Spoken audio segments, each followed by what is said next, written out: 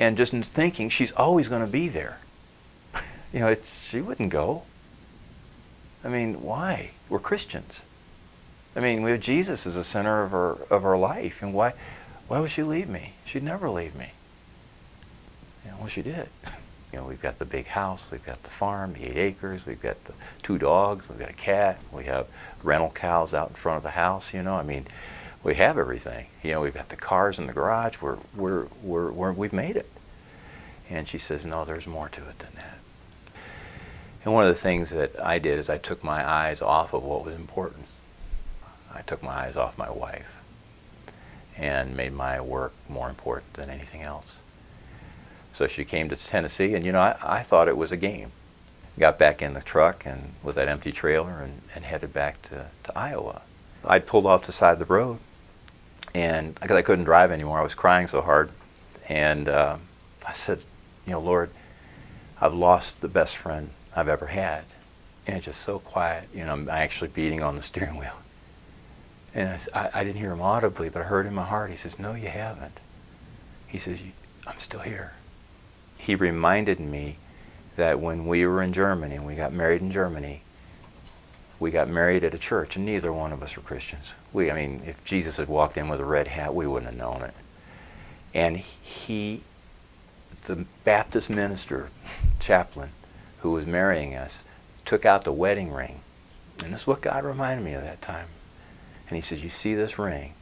He said, there is no end to it, just like the covenant that you're going into with your wife, the agreement that you have with her, there's no end to it. So it can't be ended by divorce. He said, the only thing that you'll see, and he says, is death. He says, but here on this earth, as long as you're alive, it's a continuous, you know, life that you have with her. I was able to buy a piece of property next to where Petra had bought a piece of property. Petra loves to dance, and so she would leave, and she'd have a dance partner with her. You know, I'd be standing outside, and I'd just wave and love her and say, "Have a great time." And God just kept. I just stay straight, stay true, and did that for 5 years. And then there was an issue where I just got tired, and then I got into a relationship with a very nice lady, you know, and it was one of those things where confusion set in. I didn't even know me. I would lie. I would say one thing to Petra and say something else to to the other person. I didn't even know me, and didn't like me. You know, all along, I just felt in my heart I could continue to see that ring and that covenant I have with my wife, because I never saw her as not being my wife, although we were divorced. It was about 6 months later, or actually on Mother's Day, I was able to propose to her. And that was something that we also had a little, it was a laugh, but I think it was a sore subject, is I had never done that. You know, the first time around, I had not proposed to her. I just took it for granted. We were in Germany, and I was in the Air Force, and said, why don't we just go ahead and apply for marriage papers? You know, that was my proposal. Well, that's not a proposal. So I was able to, on Mother's Day, invite the kids over. We have 2 children, and our daughter-in-law and the grandkids, our grandgirl, and in front of all, get on my knee and do what I needed to do, and propose to Petra, and she accepted me as her husband.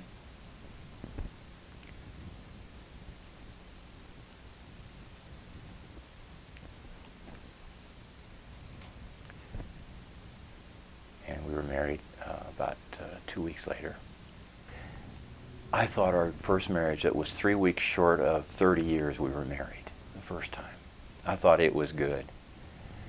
The last 5 years have been just wonderful. And the person I married is a different person, as I pray that I am as well. How great the love of Jesus Christ.